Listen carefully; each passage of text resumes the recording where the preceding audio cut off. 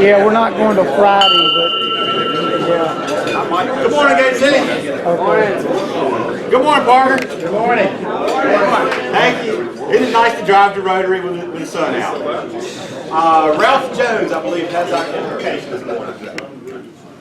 I heard this prayer of reconciliation at our service this past Sunday and really enjoyed it, so I thought I would share it this morning. Please bow your heads. Gracious God, we are trying to be good, but there's often a gap between our aspiration and our behavior. And we try to convince others and convince ourselves that we are better than we are. We are trying to be good, but our motives are often mixed. And we hope that others will see our good works and give us praise. We are trying to be good, and we hope that you will notice too. Forgive us for our anxious striving that is more focused on ourselves than others or on you. Help us trust your hidden grace, which is at work in and through us to bring your blessing. Amen.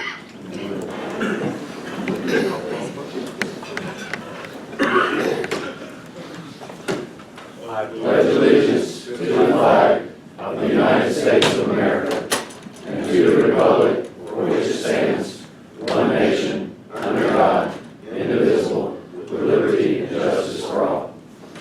Think, do, and say. It's approved. It's fair to all concerned. Will build goodwill and better friendships. Will be beneficial to all concerned. And my Rotary moment, ironically, is probably the trips that I have had at district conference. So I've had one of the best times ever at these trips. Rob and I were just talking about it. You really get to see what Rotary is about. So for any of those who plan to go or think about going, definitely go. You'll have a blast. Are you going? I'm going. I was the first one to sign up. I think, well, we'll talk about district conference in a minute. I don't see Kelly. We've got... He's in Honduras. Yeah, we've got 11 or 12 signed up, I think, already. And, yep. So the more that goes from Gate City, the more fun it is. Chuck, we've got a Sergeant Arms report today. What do you got?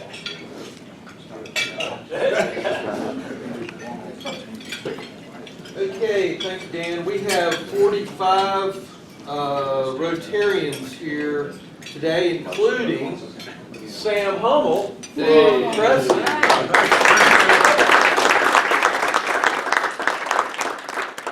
Also, Darlene Leonard has a guest here this morning.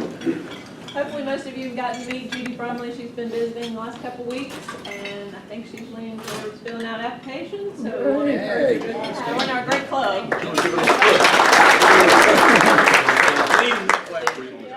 Also, Ashley has a guest this morning who's also got an application hot off the presses.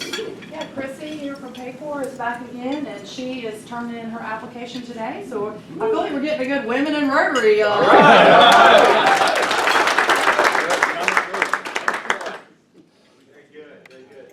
Ralph, you got anything to say about the fundraiser? I'm going to wait until next week at our big push. We all good? Okay. We're gonna postpone birthdays and anniversaries for a week. We're gonna not have everybody get older this week. Ashley, how is the health of the club? Well, I sent an email. We just all need to keep Randy Elliott and his family in our thoughts and prayers. I don't think they did. No. So his mother-in-law passed away, and so just give him a handshake or a hug next time you see him. So thank you. Thanks, Ashley. Jim, is Jim here? Meals of Hope, what's the date for that? What's the? March 5th. March 5th, okay. I think so. If you haven't signed up, see Jim. It may be too late, but I bet they will let you come and do that anyway. So, March 5th. Globetrotters, if you want to go, today is sort of the last day to let me know. You shoot me a note and I will get you tickets. It's Sunday, March the 20th for that. District conference, we covered that. Cookbooks, after the meeting, they're up here. The sign up for that from way back when we did that is here. Please get them, and then I can drag them in here every week. So pick them up, get that out of here. I think we have any other, are there any other announcements this morning? Anything I missed? Yes, sir. Colin. I just want to make an announcement about Shadows Day. I distributed some propaganda on the tables. If you want to take a look, and It's March 24th. If you're interested, please shoot me an email and I'll get you signed up. Very good. Jefferson, it's a rarity, but they say you can't be a beacon if your light don't shine. And every now and then you have to shine the light on yourself. Today is my birthday. Skip's birthday. I know. After the dog woke me up 3 times in the storm last night, I still came to Rotary so y'all can sing to me. Happy birthday to you. Happy birthday to you. Happy birthday, dear Chip. Happy birthday to you. Thank you. That was totally not terrible. He done one. It's all these new women in the club. That's right. It's women in Rotary. Well, that's, Buster, we got the happy dollars. I think we got some happy dollars. I know I got a happy dollar. My daughter Audrey, as many of you know, lives in Vienna, Austria. And she sent me this picture, and it was this shop, and it had these 2 words in German, and then it had this silhouette of a horse in the middle of the 2 words. And she said, that moment when living in Central Europe, when you realize that Horse Specialties is a butcher and not a horseback riding supply store.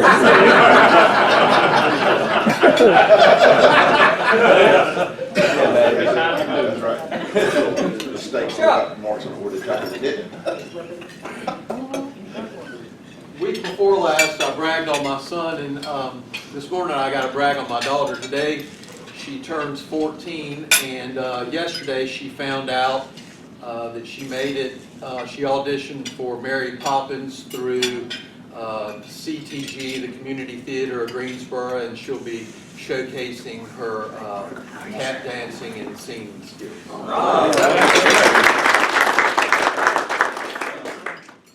I guess you all remember I said something about my wife Sandy dancing Operation Smile. She raised a little over $16,000. She also won the Best Female Dancer Award. She was even close to where she was. And I've got some brown reports because I was fishing in Guatemala and came back a day early so I could watch her dance. One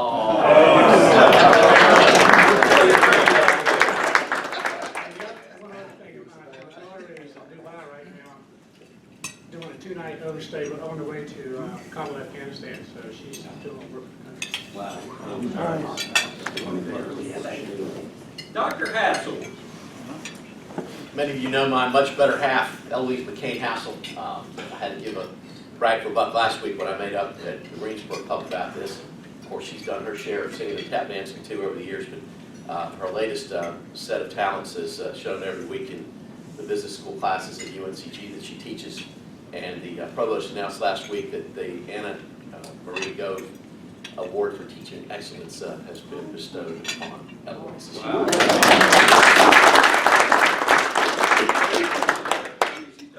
Well, to be fair, she has won the Bryan School Teaching Award a number of times over the years. This campus-wide award, she was fortunate to have won in 2003, but not she. Wow. It's pretty cool. Dr. Wall. Yeah, a couple weeks ago, we finished up the football pool, thankfully. And there was one person I gave kind of a hard time because she had won the Dud Award so many times I thought about renaming it. But Dale, on the other hand, the reason that she probably only got 5 correct last time was because she picked Michigan State to win every week, after bribing me to put them on the deal. And she picked them to win the national championship, and they didn't quite get there. But she's the most loyal fan, so Dale, I got something for you. Amazon didn't get it to me until the other day.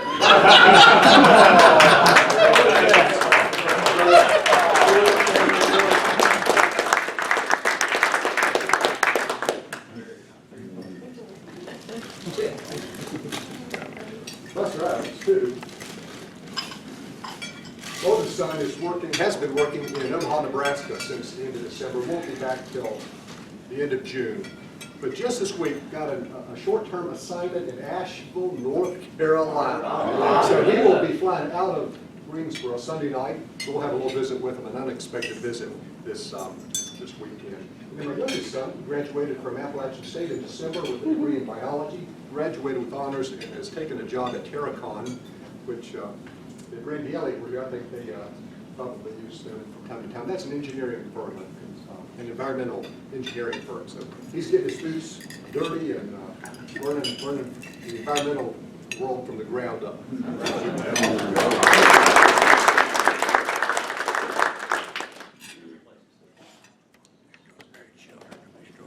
When Grandpappy Lewis heard that Jeff Bush had dropped out of the race, he said, well, I guess one child got left behind. He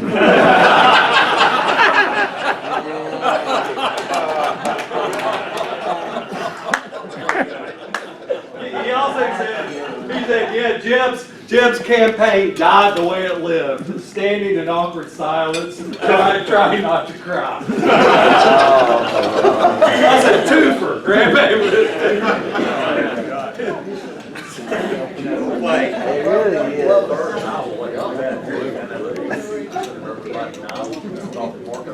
All right, Gate City. This morning we are happy to have Jeremy Phillips come speak to us. Jeremy is originally from Eden, North Carolina, where he attended Eden Moorhead High School. After high school, he went to Lenore-Ryan College on a football scholarship, where he was a 4-year starting offensive lineman and 2-time team captain. While at Lenore-Ryan, he majored in biology, pre-med, and graduated with honors. He then went on to play for the St. Louis Rams and the Atlanta Falcons in the NFL, and then got drafted for NFL Europe, and finally decided that he didn't want to get beat up anymore, so he retired from professional football, went to Logan College of Chiropractic, where he graduated in 2008. After he graduated, he opened up Elite Performance Chiropractic here in Greensboro on New Garden, and he continues to practice in that facility. And he also owns another clinic in Durham. He specialized in treating athletes and sports injuries, and in both 2010 and 2015, he was able to be the head chiropractic physician for the U.S. Figure Skating Championships that were held here. So, without further ado, I'm going to call you up. Only guy in the world that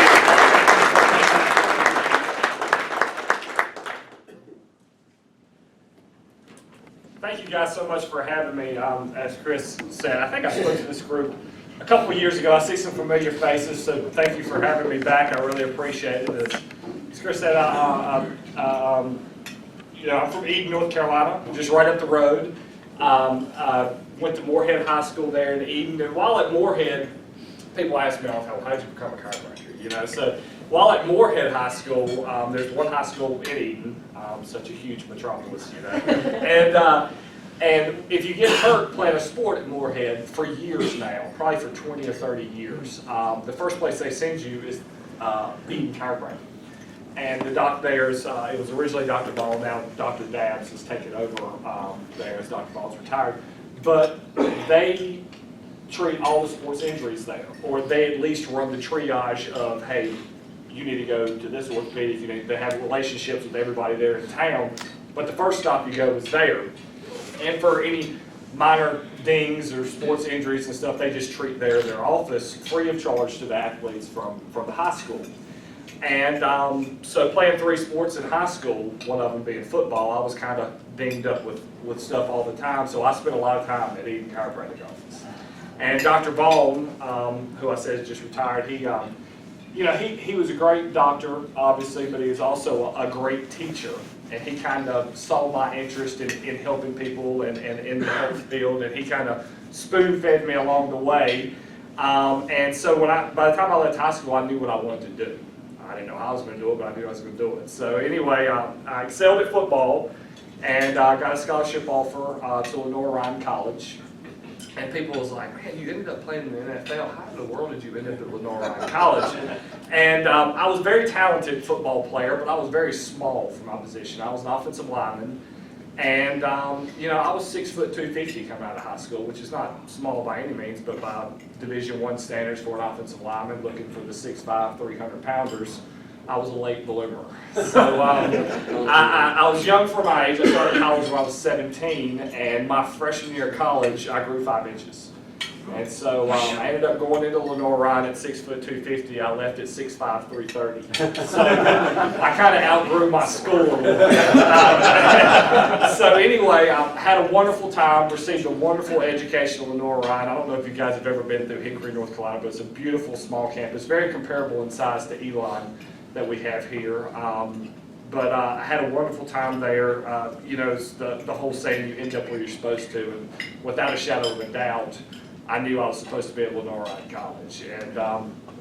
And I had a great time there. Had a great football career as well. Majored in biology, pre-med there. And with aspirations of going to chiropractic school. And I'll never forget, I had no idea. You know, of course, every child, you know, dreams of playing in the NFL and stuff, and playing in the front yard and everything. But I'll never forget, it was after my junior year. I had a great year. It's all conference, all American and stuff. And I'll never forget my coach calls. This is before really cell phones were the norm. So he calls my dorm room phone and he goes, "Hey, you need to come by my office." And I'm like, "Oh gosh, what happened?" You know, because I was the team captain. So it wasn't out of the ordinary for him to call me into a private meeting or something. And so I get there and he just looks at me and goes, "Are you leaving school?" And I'm like, "What are you talking about?"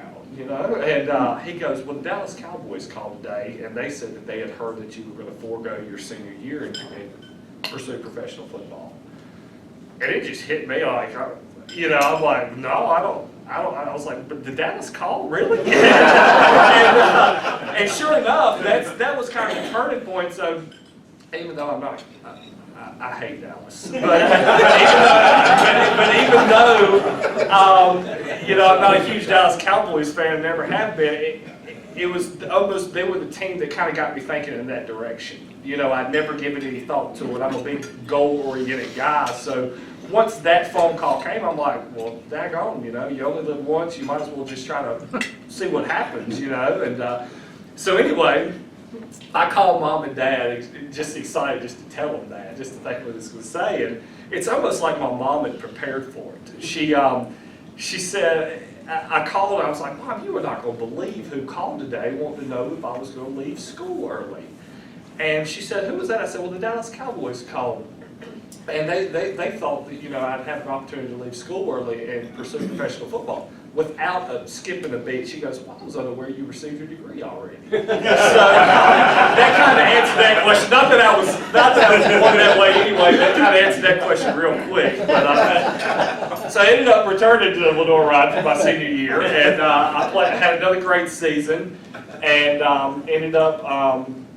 Just because I was kind of so far off the radar and nobody knew, you know, due to the level of competition I played in college and stuff like that, no school took a real chance on me on drafting me, but I did receive a free agent opportunity with St. Louis, which is a great opportunity looking back on it. I don't know if you guys remember the great St. Louis teams in late 90s, early 2000s, but it was, you know, the greatest show on turf years, and I caught the tail end of that. So I played with, I guess, due to this recent NFL Hall of Fame class that was named, that's 3 NFL Hall of Famers that I've played with. You know, Marshall Falk and Aeneas Williams are already in there, and then Orlando Pace, who I played beside, he got in there this year. And they're predicted it to be 6 off that team total. Isaac Bruce, Torrey Holt, who's another local guy, and Kurt Warner, obviously. So it was, looking back on it, it was an unreal opportunity. It was short-lived, but it was a great opportunity. And you know, you often hear the question, you know, is it better to have had and lost, or never to have and all? I'm a total believer it's better to have had and lost, because it was a dream come true those 2.5 years I was up there. I ended up having to cut my career short due to several knee surgeries I've had over the years, which is kind of the you know, damages of the business up there, so to speak. Everybody's had something, you know, that hampers them or something up there. So I had several knee surgeries, so I said, you know what? I'm going to walk away while I can still walk. And I chose to, and I didn't skip a beat. A month after I announced my retirement, I was right into chiropractic school out in St. Louis, where I was already living, playing with the Rams. And I went to chiropractic school there, and you know, really had a wonderful education there. Chiropractic, you know, it's changed a lot over the years. And a lot of it, you know, you hear about chiropractic and nobody knows what we really do. People are kind of wary about it. You know, we've received some bad press over the years. And I don't blame anybody. I blame us, you know, as chiropractic professionals. I don't think we've done a good job educating society on what we do. You know, there was a time way back when where dentists were kind of looked at as, where do you guys fit? And dentists kind of stuck together and educated people on routine cleanings and health and maintenance of your teeth and everything. And they became widely accepted, whereas chiropractic, it's almost like we're too busy fighting with ourselves to really come together as a profession and really educate people on what I do. So anytime people ask me to do talks and stuff like this, I really try to do them just because I feel like I owe it to my profession. You know, in my office, people really, I would like to think, really receive a well-educated experience on what we can do to help them. And if we can't help them, we have great relationships here in town with all the orthopedics, with neurosurgeons, with everything, that we can, if we can't help them, our job is to get them to somebody who can. And I like to think our staff is very good at doing that in our office. In 2008, I graduated from chiropractic school and came back home. I was living with mom and dad, nothing like being a 28-year-old former NFL offensive lineman. Living with mom and pops, but I lived with them for about my first year while I got the business off the ground. Commuted back and forth from Eden. And I tell you, that's enough motivation to get a business going when you're living with mom and dad. You know, I'll never forget those first couple of patients I had.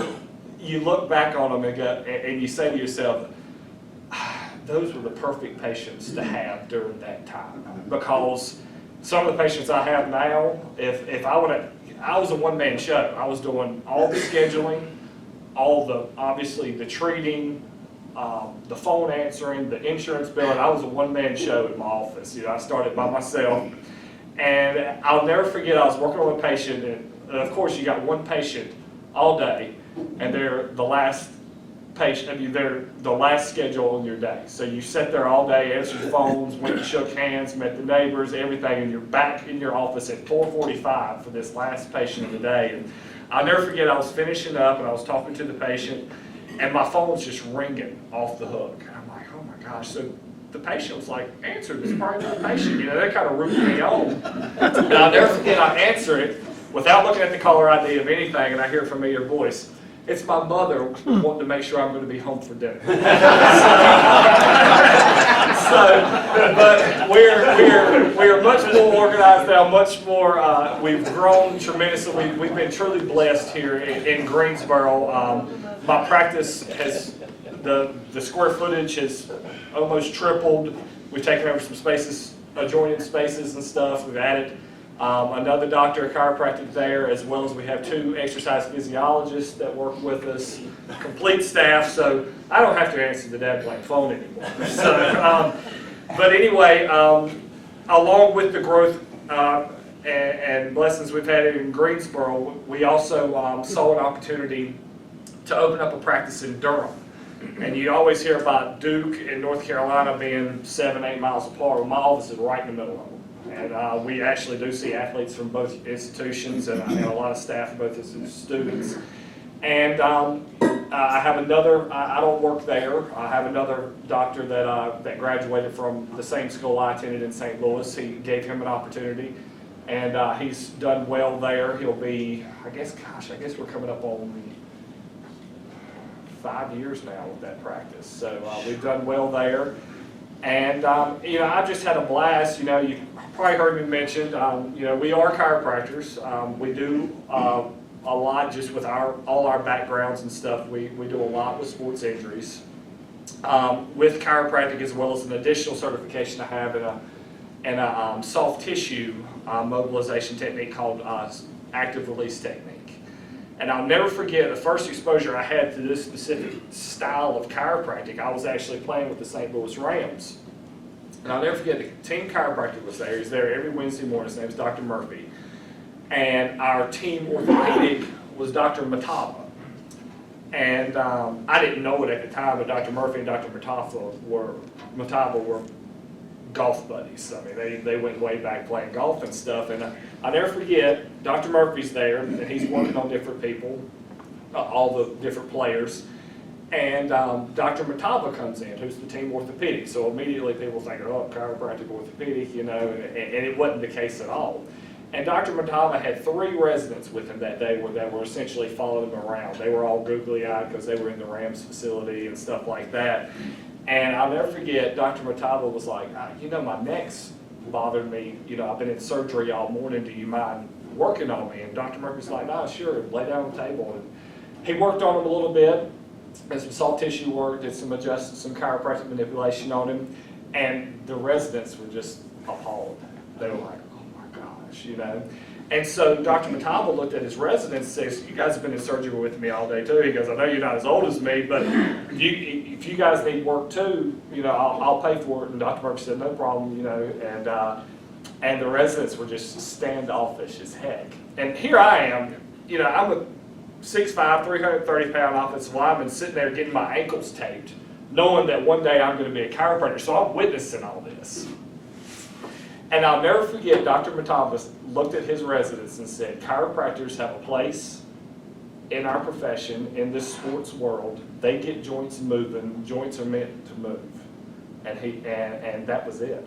And I was just sitting there like, because I was totally in shock, because you hear about this big rivalry or whatever between orthopedics and chiropractors and the eye rolls and everything like that. But I thought that was an awesome, awesome relationship, and it totally, you know, obviously I was going to play football as long as I could, but it totally clarified in my mind that, hey, this is really cool. This has came a long ways over the years.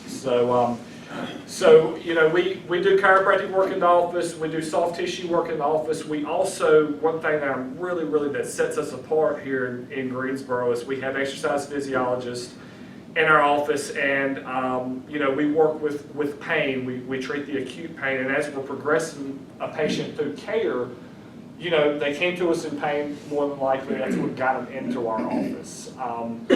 And we get them out of pain, and but at the same time, we give them exercises, we give them stability work, different forms of physical therapy in order, because I love all my patients, but I don't want to marry them. You know, so the thing is, let's take care of what you got going on, what got you in here, but then let's send you off to, so you can go screw yourself up again and hopefully give us a call later. You know? But there's nothing more boring than having a patient that comes in time after time with the same old thing. So we really and truly love to see improvement in our patients as well as lasting improvement. I work a lot here in town with a lot of different athletic clubs and charities. We are the team chiropractor for Team Erica, which is a huge cycling club here in Greensboro, and all proceeds. Erica was a little girl who died of MS, and her parents started the cycle club, and they and all proceeds go to the MS Society. So it's a really cool club to work with. I think they're, for going on 10 years now, they've been the biggest club that's involved with the Tour de Tanglewood. So they've raised a lot of money for the MS Society. Do a lot of work with the Richard Petty Foundation, you know, CrossFit Greensboro, the big War of the Wads event that happened here during the big snow at the Greensboro Coliseum. We manned that event and were first responders for that event, so it was really cool. As Chris mentioned, I was named the head chiropractor for the U.S. Figure Skating Championships that happened here in 2010 and last year in 2015. I work a lot, have a great professional relationship with Dr. Burt Fields here in town, and he involves me a lot anytime they need chiropractic work. He actually has me come talk to a lot of his residents. He runs a great residency program on sports medicine in his office, and he has me speak to his residents regularly to educate them on what we do and where we fit in the sports injury model. What else? I went to the Super Bowl a couple weeks ago. That was an experience. I started to run by my office and bring the ticket because as soon as I got my hands on the ticket, I was like, oh my gosh, it was like the Holy Grail. So it was, it's really cool. You know, it's a nice ticket when it comes in its own envelope and everything. So that was really neat. But I don't know, does anybody have any questions or anything? Yes, sir. With all the competition with chiropractics, I mean, you see chiropractors all over town. How do you market Elite? You know, I've never paid for any type of print marketing or anything. I'll tell you what I do. And a lot of chiropractors have kind of followed suit because I don't want to say or pat myself on the back because they see success or whatever, but I knew when I started practice, I didn't have a lot of money. I didn't have any patience, so I had a ton of time, you know, and what I started doing is I started contacting these event coordinators, these race coordinators, these people that are putting on these 5Ks for the Breast Cancer Society, for any charity. I mean, if you can Google run events here in Greensboro, and you can find something every weekend. And what I started discovering was, out of all those races, there's a handful of organizations that actually do the grunt work to set these things up, as far as the timing, the registration, the free t-shirt at the end. You know, so there's companies that specialize in doing that. So what I did is I contacted these race directors and told them what I did or whatever. And I'll never forget, I bugged this one guy to death, and he said, okay, I got this 5K. Yeah, it was a 5K event. He goes, it's only about 150 people signed up for it. It's a small event. He goes, come on out there. We'll see what you can do. And I said, okay. Out of 150 people that was in this thing, I would be willing to bet a solid 85. and this guy had already put up the start-finish line. He had already packed up everything in the back of the truck. He's pulling out. And I still got a line of people there with my tent. And he looks at me and he goes, you can come any race you want. And from then on, you know, we have a specialty with running, with runners, with triathletes and stuff like that. And that is the foundation. That is because, you know, I used to work those events. And now we go to these events and you know, obviously we're there to market our business and to show people what we can do. But we have so many patients now, it's almost like we're giving back because we're there supporting our already existing patients. So it's came full circle, and it's really neat. It really is neat. And where are you located? New Garden Road here in Greensboro. If you're familiar with where Pie Works and Imperial Koi is, we're right across the street. The restaurant Real, the seafood restaurant, it's in the same building with us. Yes, ma'am. So I went to another chiropractor in town, and they put me in like this machine that it was sort of medieval, and it was kind of like a traction machine. Yeah. What's that called? Intersegmental traction. What do you? Like I will tell you. it's called I'm not in the rack, and I will say. How about your candles going? It helped me. It really did. Sure. I was in a car accident when I was 19. I had L4, L5 laminectomy surgery when I was 21. Wow. Yeah, that's unusual. Yeah. And I've had years of chronic problems with SI joints, and thank goodness I'm now in much better shape. But one of the things that I really think helped me was the rack. Yeah. But it was really scary, and I just was curious your thoughts on that particular process and methodology. Yeah, I think I know what the particular piece of equipment you're talking about, and those It takes things a long are. time. It like stretches you over a period of time, like 30 minutes or something. Yeah, absolutely, absolutely, and they can be very intimidating looking. They really can. I do. That piece of equipment is great, and it sounds like in your case, you know, I didn't see your MRI stuff, you know, with your surgery or whatever, but it sounds like in your case, that piece of equipment was very relevant, you know, and it seemed to work, you know, but that you know, it takes an extreme case like that for a piece of equipment like that, and those pieces of equipment are very intimidating, but they do work. Yeah, that's for certain. Yes, sir. What's the difference between a physical therapist and what you do? Very much overlapping. chiropractic over the years, we are more specialized with mobilization and movement of joints as far as with the chiropractic adjustment. You know, the snap, crackle, pop people talk about.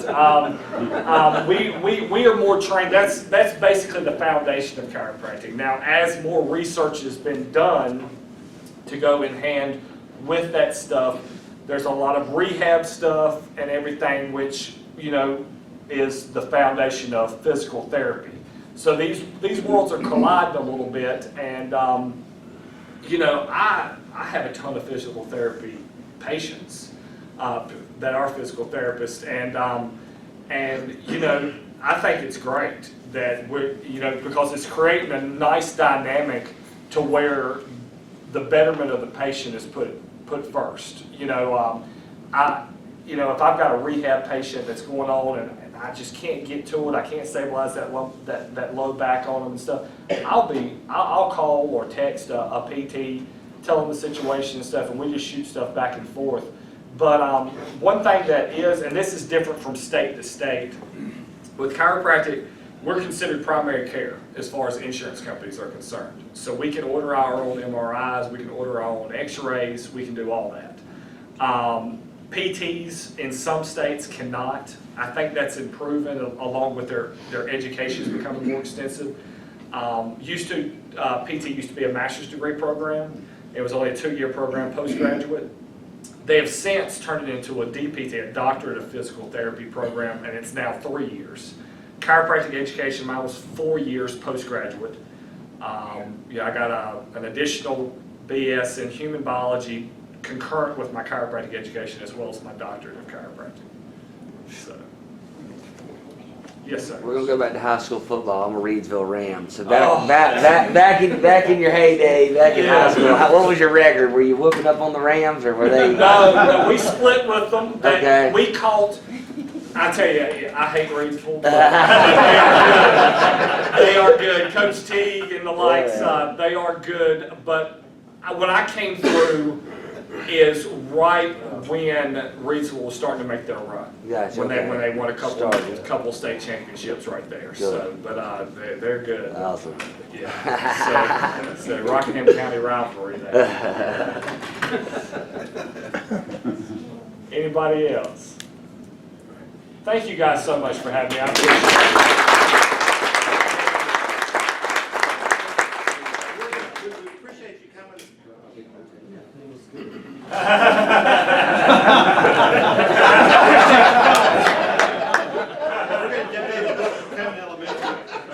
You know, it's a good coach that can see a young man and go, when he gets here, he's going to gain 80 pounds and grow 5 inches. I'm reminded of, I remember when Danny Manning went to Kansas and they hired his dad to be assistant coach. And when he got there, somebody said, well, Ed, I didn't realize you had a son. So thanks again for coming. Thank you so much. I appreciate it. All right, we have one more job for you. We have a high stakes raffle. We'll draw one. High stakes raffle. Last 3 digits, please. Don't forget your cookbooks. That's a big winner. 185. 185. Chuck, if you win again, that's not right. Come on up. All right, we're adjourned. We'll see everybody.